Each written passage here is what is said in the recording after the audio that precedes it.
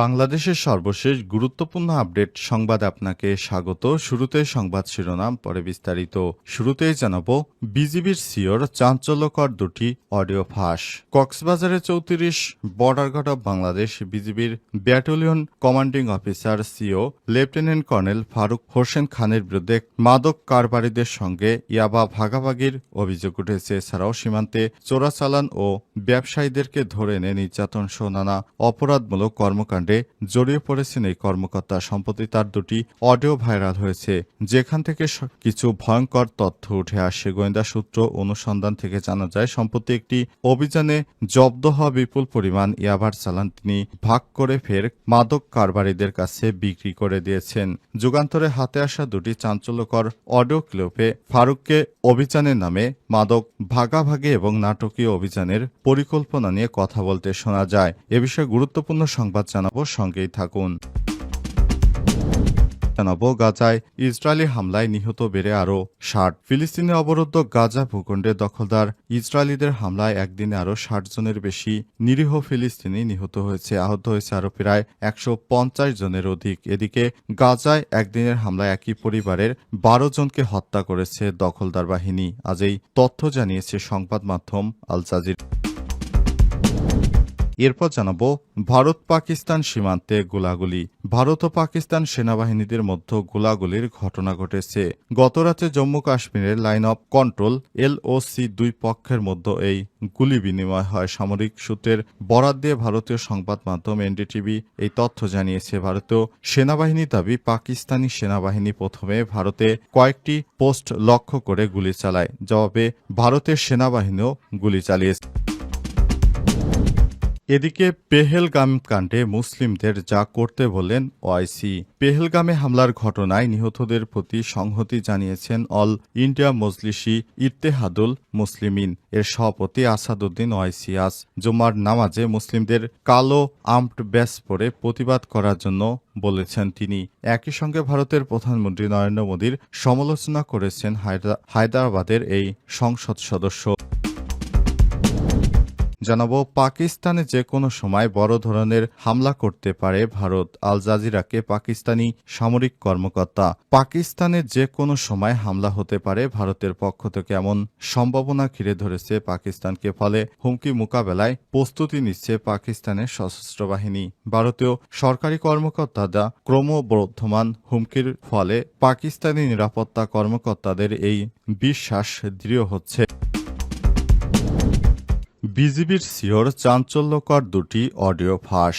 কক্সবাজারে ৩৪ border guard of Bangladesh বিজিবির ব্যাটালিয়নের commanding officer CO lieutenant colonel Faruk Hossain খানের বিরুদ্ধে কারবারিদের সঙ্গে ইয়াবা ভাগাভাগির অভিযোগ উঠেছে। এছাড়াও সীমান্তে চোরাচালান ও ব্যবসায়ীদেরকে ধরে এনে নির্যাতন সহ নানা অপরাধমূলক কর্মকাণ্ডে জড়িয়ে পড়েছে কর্মকর্তা। সম্প্রতি তার দুটি অডিও ভাইরাল হয়েছে, যেখান থেকে কিছু ভয়ঙ্কর তথ্য উঠে এসছে। গোয়েন্দা সূত্র ও অনুসন্ধান থেকে জানা যায়, সম্প্রতি একটি অভিযানে জব্দ হওয়া বিপুল পরিমাণ ইয়াবা চালান তিনি ভাগ করে ফের কারবারিদের কাছে বিক্রি করে দিয়েছেন।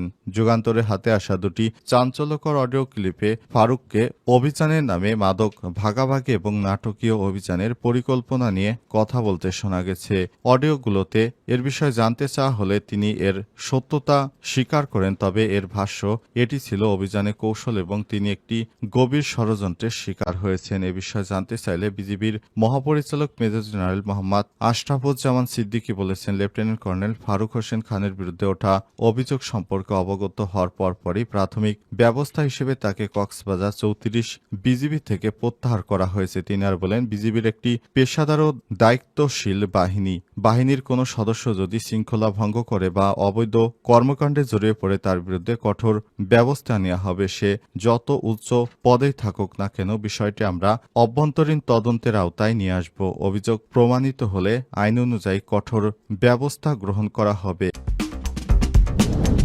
পেহেলগাম কাণ্ডে মুসলিমদের যা করতে বললেন ওআইসি। পেহেলগামে হামলার ঘটনায় নিহতদের প্রতি সংহতি জানিয়েছেন অল ইন্ডিয়া মজলিসি ইত্তেহাদুল মুসলিমিন এর সভাপতি আসাদ উদ্দিন ওয়াইসি। আজ জুমার নামাজে মুসলমানদের কালো আর্মড ব্যাজ পরে প্রতিবাদ করার কথা বলেছেন। একই সঙ্গে ভারতের প্রধানমন্ত্রী নরেন্দ্র মোদী সমালোচনা করেছেন হায়দ্রাবাদের সংসদ সদস্য। টুইটারে এক ভিডিও বার্তায় ওয়াইসি বলেছেন, কালো আর্মড ব্যাজ পরে আমরা একটি মেসেজ দিতে যাচ্ছি, বিদেশি শক্তির কাছে আমরা আমাদের শান্তি এবং একত্রতা হারাতে দেব না। পাহেলগামে হামলার কারণে টেরররা কাশ্মীরি ভাইদের টার্গেট বানানোর সুযোগ পাচ্ছে। সকল ভারতীয়দের উদ্দেশ্যে বলছি, শত্রুদের পাদে পা দেবেন না। ভিডিওতে নরেন্দ্র মোদীর ব্যর্থতার কথা তুলে ধরেছেন ওয়াইসি। একই সঙ্গে আর্টিকেল ৩৭০-এর সমালোচনা করেছেন। পাহেলগামে ২৬ জনের মৃত্যুর ঘটনায় নিন্দা জানিয়েছে হায়দ্রাবাদ এমপি। তিনি আরও বলেছেন, এই হামলাটি গোয়েন্দা ব্যর্থতার কারণে হয়েছে।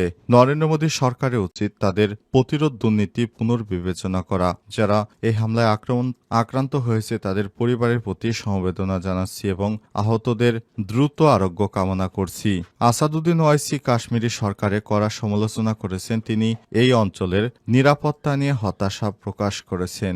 আগে তিনি এই অঞ্চল নিয়ে সোচ্চার ছিলেন এবং বিতর্কিত আর্টিকেল ৩৭০ নিয়ে কথা বলেছিলেন। ওয়াইসির মতো এই আইনটির কারণে ভূস্বর্গের এই অঞ্চলে হামলা ও হতাহতের ঘটনা বেশি ঘটছে।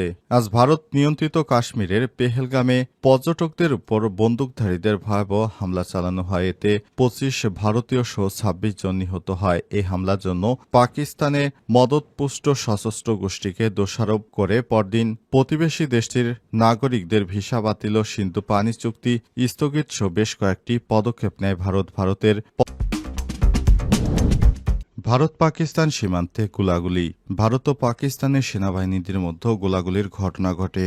গতরাতে জম্মু কাশ্মীরের লাইন অব কন্ট্রোলে LOC দুই পক্ষের মধ্যেই গুলি বিনিময় হয়। সামরিক সূত্রের বরাত দিয়ে ভারতীয় সংবাদ মাধ্যম NDTV এই তথ্য জানিয়েছে। ভারতীয় বাহিনী দাবি, পাকিস্তানি সেনাবাহিনী প্রথমে ভারতের কয়েকটি পোস্ট লক্ষ্য করে গুলি চালায়। জবাবে ভারতের সেনাবাহিনীও গুলি চালিয়েছে। সূত্রগুলো আরও দাবি করেছে ভারতের নিরাপত্তা বাহিনীর কার্যকরভাবে জবাব দিয়েছে, তবে এতে কোনো হতাহতের ঘটনা ঘটেনি। আজ মঙ্গলবার ভারত শাসিত জম্মু ও কাশ্মীরের পাহেলগামে হামলায় ২৬ জন পর্যটক আহত হওয়ার কয়েকদিন পর দুই দেশের মধ্যে গুলাগুলির ঘটনা ঘটল।